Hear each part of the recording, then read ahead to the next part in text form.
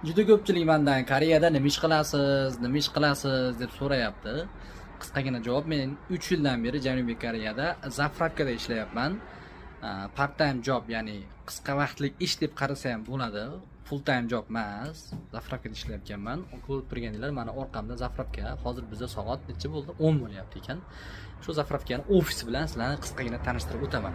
Bu zapravkaga kirgunga qadar taxminan 15 ta 20 taga yaqin zapravkada emas, boshqa ishlarda ishlaganman. Zavodda, qurilishda, oshxonada, yana juda ko'plab joylarda esim kelib qolsa, keyingi videolarda ham bular aytib.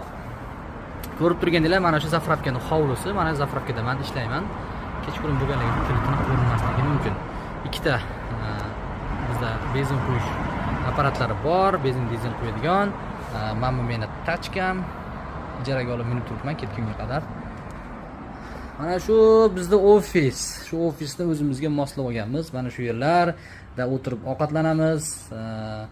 Xo'p, mana divanda dam olinadi, uxlanadi, hamma narsa qilinadi. Bu tomonda o'sha sovuq suv chiqadigan chongsugi deydi o'zbekchasiga bilmayman. Bu yoq rakovina, yana bu yoq boshqa turadigan joylar, aylanyapgan ventilyator, va bu yerda makka jo'xori. Shunaqa gaplar. Bu bizda hamkasb. Hamkasb hozir pashalarni o'ldirish bilan ovora. Zo'r narsa ekan, xullas, chivillana. Nima ish qilaman bu yerda? Bu yerda men nima ish qilaman? Bu yerda men mana shu stolda o'tiraman. Hozir meni seminam emas, mana shu stolda o'tirib, mana shu orqamda turgan mana shu kamera bilan qarab o'tiraman. Shu kamerada nima bo'lyapti, karisi nima qilyapti, nima qilishmayapti. Meni qiladigan ishim shu.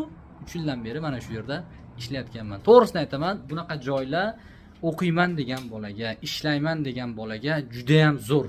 Kirib maza qilib o'qib o'zini ustida ishlasa bo'ladi.